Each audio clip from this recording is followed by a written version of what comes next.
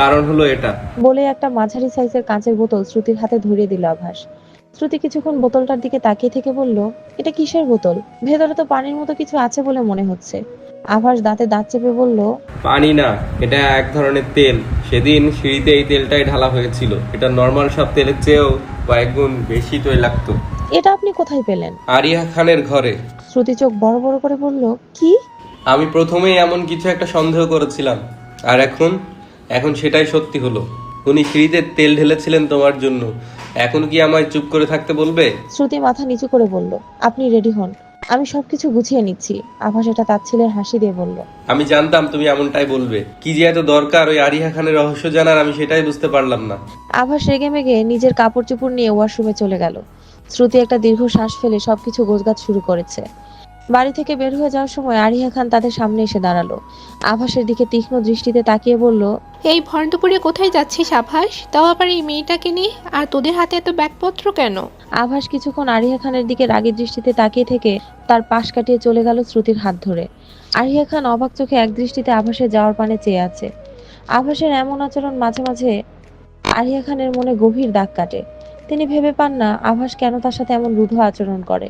আচ্ছা, শ্রুতিকে মারতে চাওয়ার ব্যাপারে কি আভাস কিছু জেনে ফেললো? কিন্তু সেটা কিভাবে সম্ভব? আরিয়া খান কিছু না বললে তো কারো সাধ্য নেই সত্যিটা জানার। আর যদি জেনেই থাকে তাহলে কখনো কিছু বললো না কেন? আভাসের এত ক্ষোভের কোনো কারণই আরিয়া খান খুঁজে পাচ্ছেন না। তন্ময় সে কখন থেকে স্নেহাকে খাওয়ানোর চেষ্টা করছে, কিন্তু স্নেহা খাবার মুখেই নিচ্ছে না। তন্ময় অনেকটা বিরক্ত হয়ে বলল। কি বাচ্চামো করছো স্নেহময়ী? খাবারটা তাড়াতাড়ি খেয়ে নাও। স্নেহা ঠোঁট উল্টিয়ে বলল, আমার প্রশ্নের উত্তর না পাওয়া পর্যন্ত খাবো না। বললাম তো আভাস এসে তোমাকে সবকিছু বলবে। কেন, আপনি কিছু জানেন না? আভাসের মুখেই না হয় শুনে নিও। এখন খেয়ে নাও প্লিজ। ওষুধ খাবার টাইম হয়ে যাচ্ছে। খাবার না খেলে ওষুধ খেতে পারবে না, আর ওষুধ না খেলে তো সুস্থ হতে পারবে না। স্নেহা শুকনো হাসি দিয়ে বলল, ওষুধে আমি কখনোই ঠিক হব না। আমি জানি আমি আর কখনো হাঁটাচলা করতে পারবো না। তোমরা আমার কাছে মুখ ফুটে কিছু না বললে কি হয়েছে? আমার শরীরের অবস্থা আমি বেশ। স্নেহার কথা শেষ হওয়ার আগেই তন্ময় রেগে চিল্লায়ে বলল। Just shut up. স্নেহার রাগ উঠাবে না আমার একদম। আকস্মিক চিৎকারে স্নেহা হালকা কেঁপে ওঠে। তন্ময়ের এমন বাঘের মতো হুংকার দিয়ে ওঠাকে সে বরাবরই ভয় পায়। তন্ময় স্নেহার এমন ভীতু চেহারা দেখে কিছুক্ষণ জোরে শ্বাস নিয়ে রাগকে নিয়ন্ত্রণ করে। স্বাভাবিক হতেই স্নেহার দিকে অসহায় দৃষ্টিতে তাকিয়ে থাকে সে। চোখ লাল হয়ে পানি টলমল করছে। স্নেহা কখনো তন্ময়কে এভাবে তাকিয়ে থাকতে দেখেনি। তার স্বাভাবিকভাবেই এই দৃষ্টি তার কাছে অচেনা ও এর মর্মার্থ তার অজানা। স্নেহা কিছু বুঝে ওঠার আগেই তন্ময় ওকে নিজের বাহুডোরে আবদ্ধ করে মাথার ব্যান্ডেজের উপর ক্রমাগত ওষ্ঠ স্পর্শ করতে থাকে। স্নেহা সম্পূর্ণ অপ্রস্তুত অবস্থায় থাকায় হতভম্ব হয়ে তন্ময়ের বুকের অনবরত কম্পন শব্দ অনুভব করছে। পিন পতন নিস্তব্ধতার মাঝে তন্ময় হঠাৎ আহ্লাদি স্বরে বলে উঠল। স্নেহময়ী। স্নেহা হালকা নড়ে চড়ে উঠলে তন্ময় ওকে বুকের সাথে চেপে ধরে বলল। I am sorry Snehomoyee. Sneha অবাক হয়ে বলল, কেন? বকা দিয়েছি তাই? তুমি যখন সেন্সলেস ছিলে তখন তোমায় প্রমিস করেছিলাম কখনো বকা দিব না। স্নেহা তন্ময়ের এমন কথা শুনে হেসে দিল। তন্ময় জোরে নিঃশ্বাস ছেড়ে বলল, কিছু শুনতে পাচ্ছ?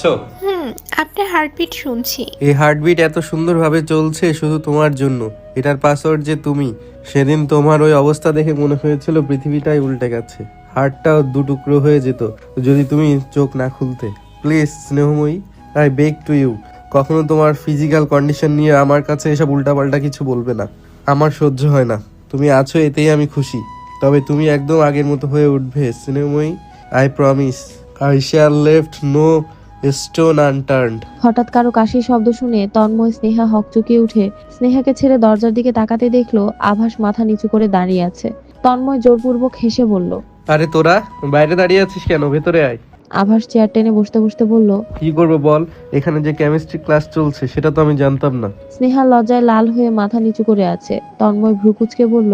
এই তোর লজ্জা শরম বলতে কিছু নেই তাই না? নিজের ছোট বোনকে নিয়ে এসব উল্টাপাল্টা কথা বলছিস। আমার বোনের সাথে তুই বোধহয় কোনো রোমান্টিক কথা বলিস না। তখন আমি কিছু বলি তোদের? তুই কোনোদিন দেখেছিস আমাদেরকে ওসব কথা বলতে? দেখিনি তো কি হয়েছে, বলেছিস তো অবশ্যই। যাই হোক, তোর বোনকে এখন খাওয়া। আভাস অবাক হয়ে বলল। মানে স্নেহা এখনো খাসনি? স্নেহা মাথা নিচু করে বলল। আমায় আগে বলো, আমরা কেন হুট করে রাজশাহী চলে এলাম? তুমি কেন এত রেগেছিলে কালকে? আভাস একটা দীর্ঘশ্বাস ফেলে শ্রুতির অ্যাক্সিডেন্ট থেকে স্নেহার অ্যাক্সিডেন্ট পর্যন্ত যে আরিয়া খানের হাত আছে সেটা খুলে বলল। স্নেহা বজ্রাহত হওয়ার মতো কিছুক্ষণ তাকিয়ে রইল। তার চোখ দিয়ে অনর্বনত পানি পড়তেই আছে। কেটে গেছে বেশ কিছুদিন। পরিস্থিতির অনেক পরিবর্তন ঘটলেও আরিহা খানের মনোভঙ্গির কোনো পরিবর্তন আসেনি। তার মনে এখনো জ্বলছে শ্রুতির প্রতি আক্রোশের আগুন। তার সে আগুনে ঘি ঢালছে নাতাশা। রাতের থমথমে নিস্তব্ধ রাস্তায় ধীর গতিতে পা চালিয়ে হাঁটছে আভাস আর শ্রুতি। চাঁদের মৃদুমন্দ ক্ষীণ আলোয় সবটাই অনেকটা পরিষ্কার দেখাচ্ছে। হালকা বাতাসের ঝাপটার শীতল স্পর্শে যেন এক স্বর্গীয় অনুভূতির সৃষ্টি করছে।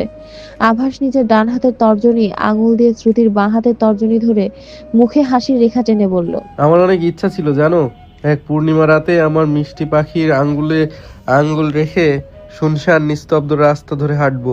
আমাদের মুখে বিরাজ করবে প্রাপ্তির হাসি। যদিও আজ পূর্ণিমা নয়, তবুও চাঁদ তো আছে। শ্রুতি মুখ বাঁকিয়ে বলল, আসতে তো চাইছিলেন না, আর এখন ইচ্ছের কথা বলছেন? আভাস শ্রুতির এমন গাল ফুলানো দেখে হাসলো, কিন্তু কিছু বলল না। অনেকক্ষণ হাঁটার কারণে শ্রুতি ক্লান্ত হয়ে একটা গাছের গুড়ির উপর বসে পড়ল। হাঁপিয়ে উঠে বলল, আমি আর হাঁটতে পারবো না, অনেক পানির পিপাসা পেয়েছে। আভাস হতাশ গলায় বলল, এখন পানি কোথায় পাবো? হাঁটতে না পারলে চলো কোলে করে তোমাকে নিয়ে যাই। এত দূর কোলে করে নিয়ে যাবেন? আপনার মাথাটা পুরোই গেছে।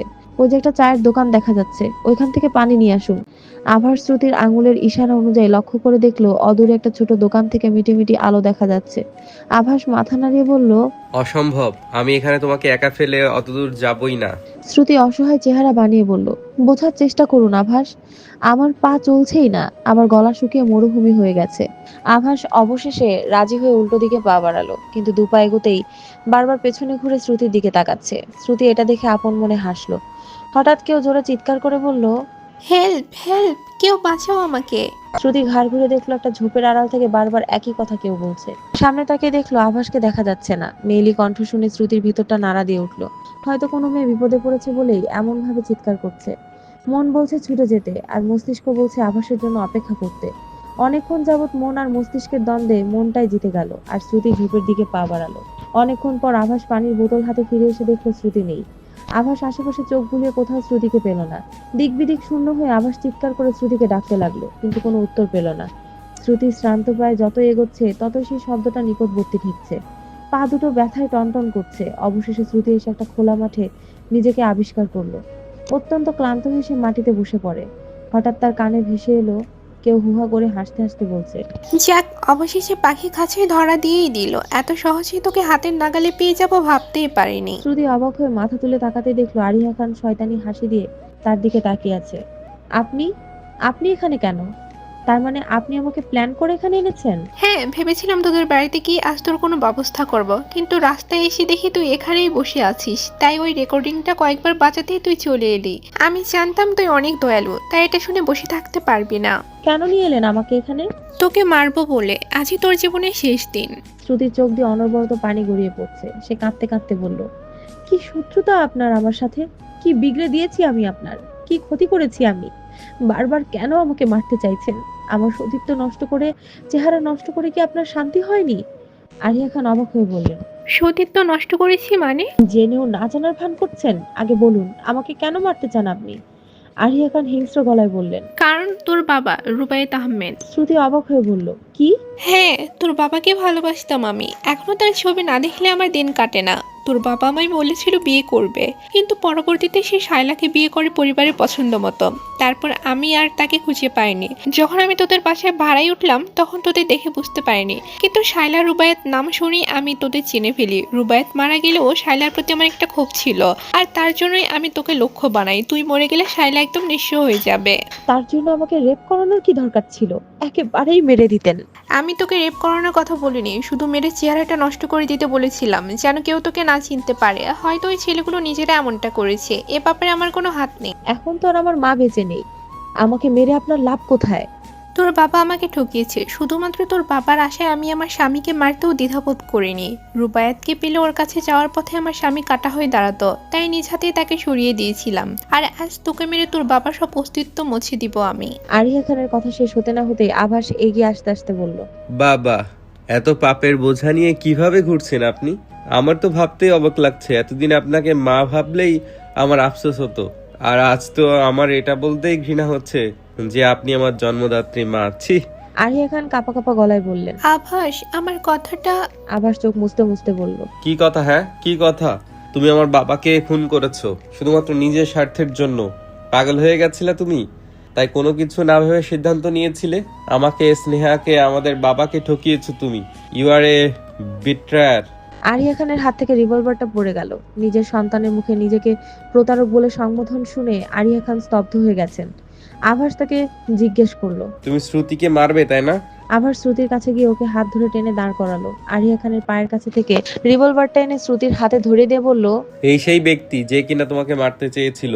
তোমার রেপড এবং অ্যাসিড ভিকটিম হওয়ার জন্য দায়ী উনি। আমার বাবার খুনি উনি।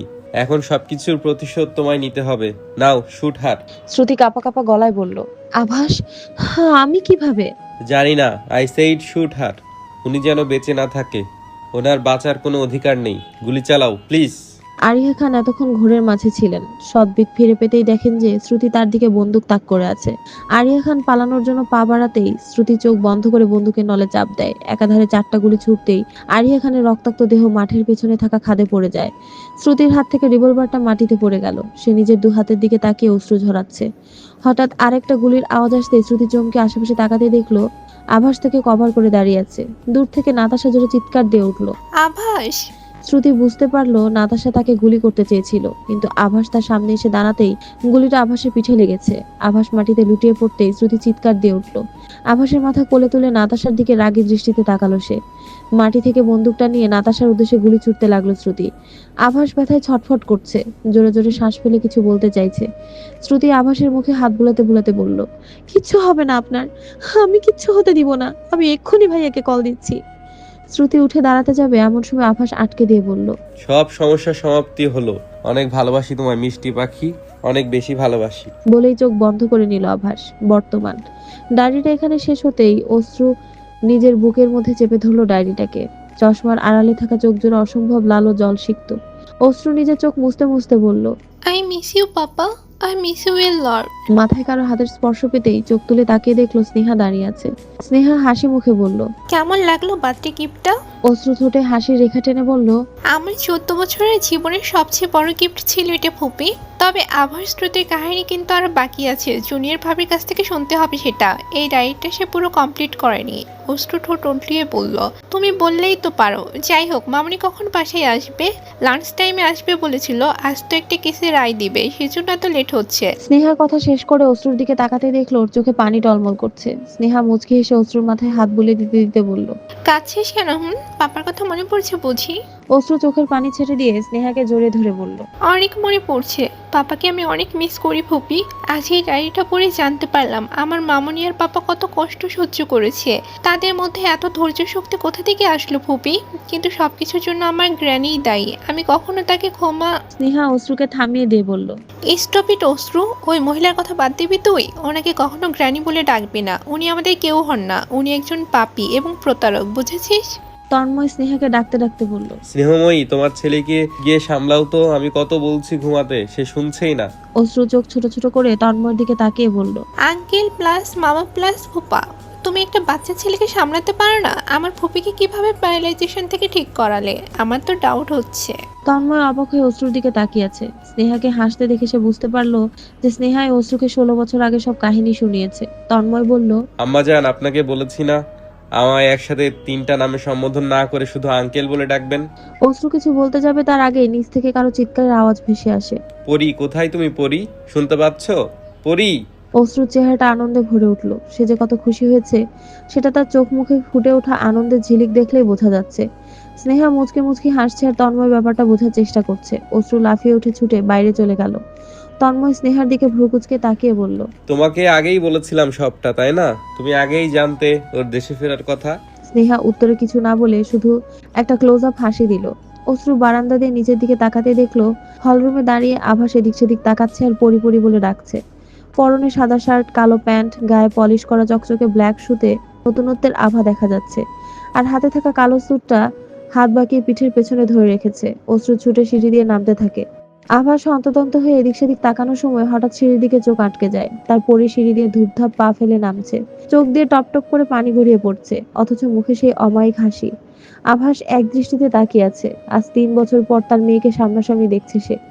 অপেক্ষা নামক জিনিসটা বরাবরই কষ্টের, কিন্তু সৃষ্টিকর্তা সব ক্ষেত্রে তাকে এই কষ্টটা দেয়। কেন তার সাথে এমন হয় আভাস সেটা বোঝে না। অশ্রু আভাসের থেকে কিছুটা দূরত্ব রেখে পা থামালো। আভাস হাতে থাকা স্যুটটা সোফার দিকে ছুড়ে দিয়ে শার্টের হাতায় চোখ ঘষলো। অশ্রুর দিকে লাল লাল চোখে হাসি মুখে তাকিয়ে দুই হাত প্রসারিত করে দুই দিকে মেলে দিল আভাস। অশ্রু এগিয়ে গিয়ে আভাসকে জাপটে ধরে। পাপা, আমি অনেক মিস করছিলাম তোমায়, কিন্তু আমি ভাবতে পারিনি যে তুমি আসবে। আভাস হেসে বলল, আমার মেয়ের বার্থডে আর আমি আসবো না? এমনিতেও গত 2বার আসতে পারিনি, এবার একেবারে সব কমপ্লিট করে এসেছি। অশ্রু মুখ তুলে আভাসের দিকে তাকালো, অবাক হয়ে বলল, সত্যি তুমি এখানে একেবারে চলে এসেছো? আর ইউকে যাবে না? আভাস হাসি মুখে ডানে বামে মাথা নাড়লো। অশ্রু খুশিতে কান্নার গতি বাড়িয়ে দিল। আভাস ও চোখের পানি মুছে দিতে দিতে বলল, হোয়াট আর ইউ ডুইং পরি? তুমি তোমার মায়ের মতো কিছু হলেই এভাবে চোখের পানি ছেড়ে দাও কেন বলো তো? এভাবে কাঁদলে কিন্তু আমি এখনই এখান থেকে চলে যাব। এই না না, আমি একদম কাঁদছি না, দেখো। হঠাৎ পেছন থেকে একটা 5 বছরের ছোট বাচ্চা ছেলে চোখ পিটপিট করে তাকিয়ে বলল, এই কে তুমি? আমার বাড়িতে এসে আমার আপুনিকে জড়িয়ে ধরে আছো কেন? তোমার সাহস তো কম না? আভাস খানিকটা ভ্যাবাচাকা খেয়ে ছেলেটার দিকে তাকালো। স্নেহা ছুটে এসে ছেলেটাকে কোলে নিয়ে বলল, তাসিন বাবাই, এটা তোমার আপনির বাবা, তুমি চিনতে পারনি ওনাকে? তাসিন আভাসের দিকে তীক্ষ্ণ দৃষ্টিতে তাকিয়ে বলল। তাহলে উনি আরহাম খান, আভাস তোমার ভাই। আভাস তাসিনকে স্নেহার কোল থেকে নিজের কোলে নিয়ে বলল, ওরে আমার পাকনা বুড়ারে, এত পাকা পাকা কথা কোথা থেকে শিখেছেন আপনি? আমাকে আবার কে শেখাবে? আমি কারো কাছ থেকে শিখি না, বরং আমার কাছ থেকে সবাই শেখে। আচ্ছা, তোমাকে আমি কি বলে ডাকবো? তন্ময় কোথা থেকে যেন উদয় হয়ে বলল। তাসিন, তুমি ওকে চাচ্চু প্লাস ফুফা প্লাস মামা বলে ডাকবা। আভাস ভ্রুকুটি কুঁচকে বলল, কি প্লাস প্লাস লাগিয়েছিস? যে কোনো একটা বললেই তো হয়। তোর মেয়েও তো আমাকে এভাবেই ডাকে, আমার ছেলেও তাই এভাবেই ডাকবে। তাসিন সবার দিকে একবার তাকিয়ে বলল। আমি তাহলে ওনাকে চাচ্চু বলেই ডাকবো। অশ্রু অবাক হয়ে বলল। মামুনিকে ফুপি পাপাকে চাচ্ছু, এটা আবার কেমন হলো? আভাস হতাশ হয়ে বলল। দেখলি স্নেহা, তোর ছেলে আমাকে আর আমার বউকে ভাই বোন বানিয়ে দিল। স্নেহা হেসে বলল। বেশ হয়েছে, এবার বোঝো ঝগড়া ঠেলা। শ্রুতির বাড়ি ফিরতে ফিরতে বিকেল হয়ে গেছে। আজ নারী নির্যাতনের একটা মামলার রায় দেওয়ার কথা ছিল। বরাবরের মতো এবারও আদালতের তর্কাতর্কির লড়াইয়ে বিবাদী পক্ষের উকিলকে শ্রুতির কাছে হার মানতে হয়েছে। তাই কাস্টাডি সেই অসহায় মেয়েটার পক্ষে রায় দিয়েছে, যার জন্য শ্রুতি লড়াই করেছে। এজন্য কিছু ফর্মালিটিস কমপ্লিট করতে করতে বিকেল হয়ে গেল। গাড়ির পেছনের সিটে বসে বসে শ্রুতি ভাবছে, এতটা ব্যস্ত জীবন তো আমি চাইনি। আজ অশ্রুর জন্মদিন ছিল, দিনটা অন্তত ওর জন্য বরাদ্দ করতে পারতাম, কিন্তু সেটাও আমার ভাগ্যে জুটলো না। আভাস, কবে আসবে তুমি? সে 3 বছর আগে ব্যবসার তাগিদে ইউকে চলে গেলে, যদিও তুমি যেতে চাওনি, আমি জোর করেছিলাম, কারণ ওইটা তোমার বিজনেসের জন্য টার্নিং পয়েন্ট ছিল। দিন শেষে তোমাকে বড্ড দেখতে ইচ্ছে করে। আমাদের মেয়েটাও তোমাকে ছাড়া কিচ্ছু বোঝে না। হঠাৎ ড্রাইভারের কথায় ভাবনার সুতো ছিঁড়ে যায় শ্রুতির। গাড়ি থেকে নেমে সোজা বাড়িতে ঢুকে পড়ে সে। প্রতিদিনের মতো আজও সারা বাড়ি নীরব। ঘরে গিয়ে ফ্রেশ হয়ে নিল সে। রাতে শ্রুতি কপালে হাত চেপে শুয়ে আছে। মাথাটা প্রচন্ড ঝিমঝিম করছে। সারাদিনের ধকল শেষে এমনটা হওয়াটাই স্বাভাবিক। হঠাৎ খট করে দরজা খোলার আওয়াজে সেদিকে তাকিয়ে দেখে অশ্রু এসেছে। শ্রুতি অপরাধী সুরে বলল, অনেক সরি মা, আজ তোমাকে সময় দেওয়া উচিত ছিল, কিন্তু আমি পারলাম না। অশ্রু মায়ের মুখে হাত বুলিয়ে দিতে দিতে বলল, প্রবলেম নেই মামুনি, আমি জানি তুমি খুব এমার্জেন্সি না পড়লে যেতে না। যাই হোক, চলো না ছাদে যাই। এখন এখন তো রাত হয়ে গেছে অশ্রু। তাতে কি হয়েছে? আমি হলাম ex professor and present businessman Arham Khan এবং রেপুটেটেড অ্যাডভোকেট অদ্রিতা রুবাইদের একমাত্র মেয়ে আরোহী খান অশ্রু। আমি কি রাতের অন্ধকারকে ভয় পাই নাকি? বলেই শ্রুতিকে টেনে ছাদের দিকে নিয়ে গেল অশ্রু। ছাদে থাকা দোলনায় বসতেই অশ্রু জিজ্ঞেস করলো, পাপার পিঠে গুলি লাগার পর কি হয়েছিল মামুনি? শ্রুতি চমকে অশ্রুর দিকে তাকালো। তুমি এসব কিভাবে জানলে? অশ্রু একটা ডায়েরি শ্রুতির হাতে ধরিয়ে দিয়ে বলল। তোমার লেখায় ইনকমপ্লিট ডায়েরি থেকে। শ্রুতি কিছুক্ষণ ডায়েরিটার দিকে তাকিয়ে থেকে বলল, আসলে ডায়েরিটার পেজ শেষ হয়ে গিয়েছিল, তাই আর লেখাটা কমপ্লিট করতে পারিনি। এখন আমাকে বলো প্লিজ। শ্রুতি চোখ বন্ধ করে ডুব দিল সেই অতীতে। আভাস চোখ দুটো বন্ধ করার সাথে সাথেই শ্রুতি চিৎকার করে আভাসকে ডাকতে লাগলো, কিন্তু আভাসের কোনো সাড়া শব্দ নেই। শ্রুতি আভাসের পকেট থেকে ফোন বের করে ঝটপট তন্ময়ের নাম্বারে কল দিল। তন্ময় ফোন রিসিভ করতেই শ্রুতি তাকে লোকেশন জানিয়ে তাড়াতাড়ি সেখানে আসতে বলল। মিনিট 10 পরে তন্ময় গাড়ি নিয়ে ছুটে এসে তন্ময় আভাসের পালস চেক করে দেখে পালস রেট অনেক স্লো। তাই সে দ্রুত আভাসকে নিয়ে হাসপাতালে ভর্তি করায়। ওটির সামনে বিধ্বস্ত হয়ে বসে আছে শ্রুতি। তানিয়া হাসান আর আরাফা হাসান তার দুপাশে বসে আছে। তন্ময় কিভাবে কি হয়েছে জিজ্ঞেস করতেই শ্রুতি সবকিছু খুলে বলল। অপারেশন শেষে ডক্টর এসে বললেন, পেশেন্ট ডেঞ্জার জোন থেকে বেরিয়ে এসেছে। আমরা গুলি এবং পয়জনগুলো সাকসেসফুলি বের করে ফেলেছি, কিন্তু প্রচুর পরিমাণে ব্লিডিং হয়েছে। আর উনি কয়েকদিন আগেই ওনার বোনকে রক্ত দিয়েছেন, তাই ওনাকে ইমিডিয়েটলি ব্লাড দিতে হবে। কিন্তু এবি নেগেটিভ ব্লাড আমাদের রিজার্ভেশনে নেই। শ্রুতি হুড়মুড় করে দাঁড়িয়ে বলল, আমার ব্লাড গ্রুপ এবি নেগেটিভ, আমি রক্ত দিব। আরাফ হাসান প্রথমে বাধা দিতে চাইলো, আর দিল না, কারণ এখন শ্রুতি কারো কথাই শুনবে না। পরের দিন আভাসের জ্ঞান ফিরতেই চট করে উঠে বসে। নিজেকে হাসপাতালের কেবিনে দেখে তার গত রাতের কথা মনে পড়ে যায়। আশেপাশে তাকাতে দেখলো শ্রুতি তার পাশে বসে ঝিমোচ্ছে, চেহারাটা পুরোই শুকিয়ে গেছে, হয়তো সারাদিনে কিছুই খায়নি। আভাস মলিন হেসে শ্রুতির গালে হাত রাখতেই শ্রুতি চমকে উঠে ফট করে চোখ মেলে তাকাতেই দেখলো আভাস বসে বসে তার দিকে তাকিয়ে আছে। শ্রুতি আভাসের বুকে মাথা গুজে দিয়ে কাঁদতে কাঁদতে বলল, কে বলেছিল আপনাকে আমার সামনে এসে দাঁড়িয়ে আমাকে বাঁচাতে? আর কতভাবে নিজেকে প্রেমিক পুরুষ বলে প্রমাণ দিবেন? এত ভালো কেন বাসেন আমায়? আমায় কষ্ট দিতে খুব ভালো লাগে, তাই না? আপনার কিছু হয়ে গেলে আমি কি নিয়ে বাঁচতাম? আভাস নিজের প্রেয়সীকে বুকের সাথে জোরে চেপে ধরে বলল, প্রমাণ তো ততদিনই দিয়ে যাব যতদিন বেঁচে আছি। আর তোমাকে ছেড়ে কিভাবে যেতাম আমি? ওই একটা সামান্য গুলির ক্ষমতা নেই আমাদের আলাদা করবে। তবুও আমি তো আমার মিষ্টি পাখিকে কষ্ট পেতে দেখতে পারি না। অশ্রু সবটা শোনার পর বলল, তারপর তারপর আর কি, দিনগুলো বেশ ভালোই কাটছিল। স্নেহা আপুকে সিঙ্গাপুরে নিয়ে গিয়ে ট্রিটমেন্ট শুরু করানো হয়। আভাস তার বাবার গোটানো ব্যবসায় আবার হাত দেয়। ভার্সিটির ক্লাস আর ব্যবসা একসাথে চালাতে থাকলো। আমার পড়াশোনাটাও চলতে থাকে। 2 বছর মাথায় তুই এলি আমার কোল জুড়ে। আমরা কতটা খুশি হয়েছিলাম তোকে বলে বুঝাতে পারবো না। শুধু তোর কথা ভেবেই আমি প্লাস্টিক সার্জারি করতে রাজি হই। অশ্রু অবাক হয়ে বলল, আমার কথা ভেবে? হ্যাঁ, কোনো সন্তানই চায় না তার মায়ের চেহারা ঝলসানো দেখতে, আর সেজন্যই। উফ, এনাফ মামনি, আমার তোমার চেহারা নিয়ে মোটেও কোনো সমস্যা থাকতো না, তোমরাই বেশি বুঝেছো। অশ্রুর কথা শেষ হতেই আভাস পেছন থেকে বলে উঠল, পরি স্পেস চাই, একটু প্রাইভেট টক ছিল। তোমার 14 বছর উপলক্ষে 14টা গিফট তোমার খাটে রেখে এসেছি, যাও গিয়ে দেখো তো। শ্রুতি চোখ বড় বড় করে পেছনে তাকিয়ে দেখে আভাস পকেটে 2 হাত গুজে দাঁড়িয়ে আছে। অশ্রু মুচকি হেসে সেখান থেকে চলে যায়। শ্রুতি বসা থেকে উঠে দাঁড়িয়ে অবাক চোখে তাকিয়ে আছে। আভাস শ্রুতির কাছাকাছি এসে দাঁড়ালো। শ্রুতি অপলক দৃষ্টিতে চেয়ে আছে। সে আগের মতো রয়েছে মানুষটা, একটুও বদলায়নি।